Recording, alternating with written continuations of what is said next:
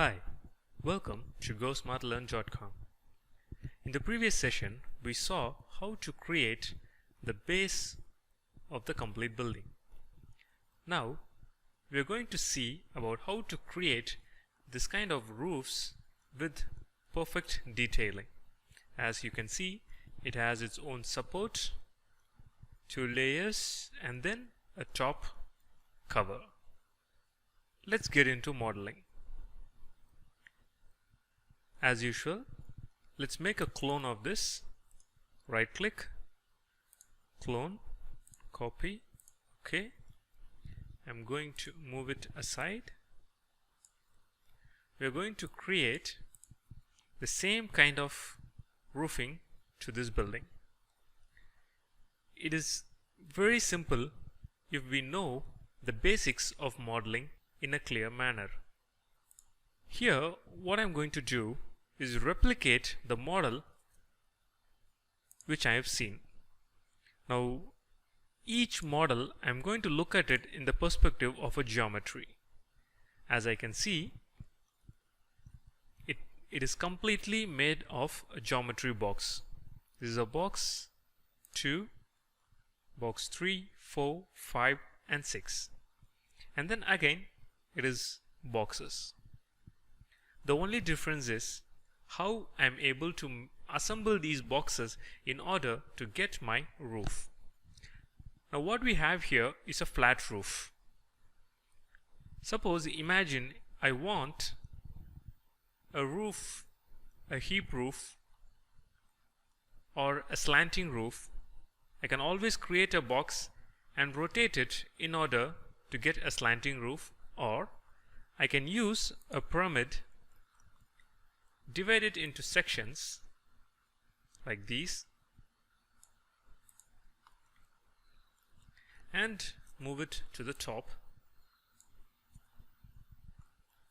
like these. So this is how the models are easily made in 3ds Max.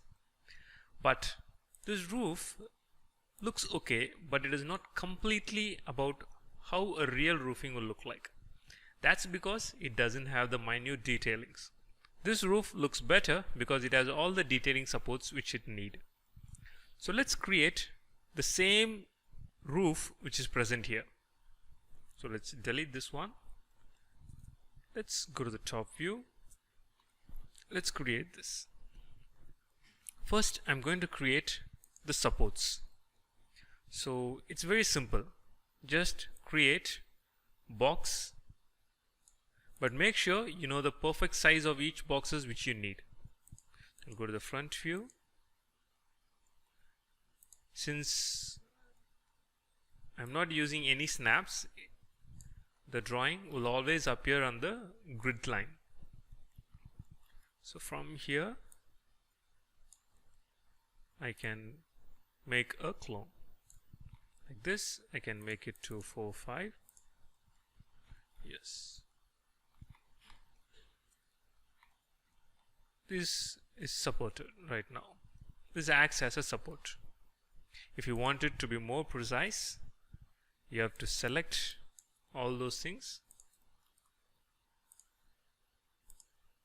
and place it in a perfect manner. See, since only my X direction is highlighted, I can move it only in X direction. So I'm going to click on my Z axis so that it will move up and down. Okay, this is one way of doing it. So far it's clear. Next, what I'm going to do, I need these supports to be lengthened like this, but I want the roof in the shape of my plan.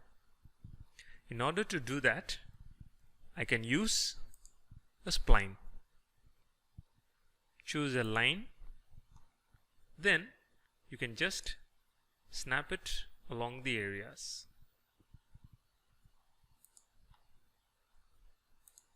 First you draw, close off the spline, then using the vertices you can always regain control of the shape which you need to make.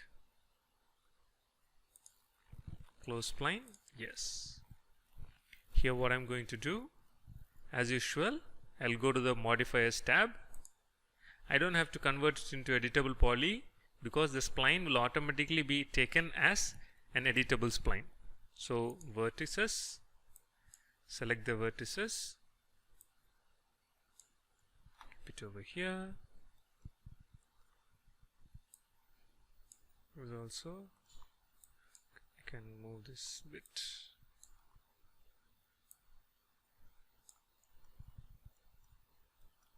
These. Now all I have to do is apply the extrude modifier.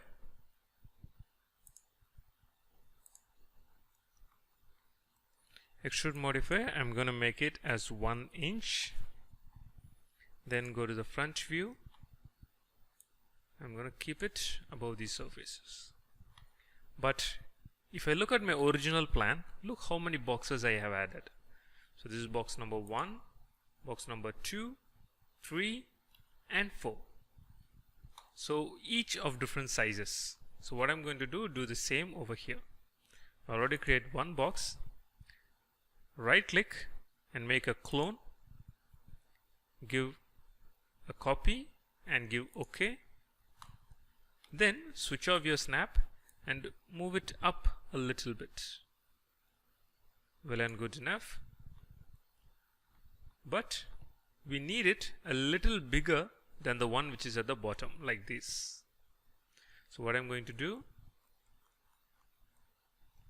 scale it. So let me scale this out a bit. Then next direction, scale it out a bit. That is it. But don't worry, this is the existing one. Other side is our original one, like this. Okay. Next. Then again I'm going to right click and clone it. Give a copy. I'm going to move it up a little bit. But this one has a thickness. So what I'm going to do, make its thickness as 6 inches. If I want, I can increase it later on. So let the 6 inches be like that and scale it a little bit. This much and this much. Okay, then again right click, give a clone, give a copy and move it above. Perfect. Then scale. Okay, that's too long. This is okay. And this is good. Perfect.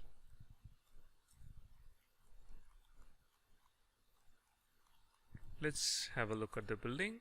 See? Exactly like the ones which I need. You might be wondering, mine is in gray color and the models which you're creating in different colors. It doesn't matter. Colors doesn't matter because all I can do is after selecting it, you can click at the color over here and choose any of the grays and click OK. It's very simple. These are the techniques which you've been learning in the basics of modeling. Just click, make it as gray, click OK. Otherwise, what you can do is, you learnt a technique called editable polygon while making these walls. So right click on one of the ceiling which you created, convert it into editable poly, click at the elements and then drag it down. You'll find an attach option. Click at the attach and then attach the ones which you need to attach. It will automatically convert it into the gray color which you want. This is how we create the ceiling with a perfection. The same ceiling you can give these supports and create two prisms, one for this area and another for this area, like how it will exist in the real world. So that is it for the ceiling session. I'll see you in the next session with another interesting topic. Please make sure to download these files and practice it and then move on to the next session so that you will not skip any basic lessons.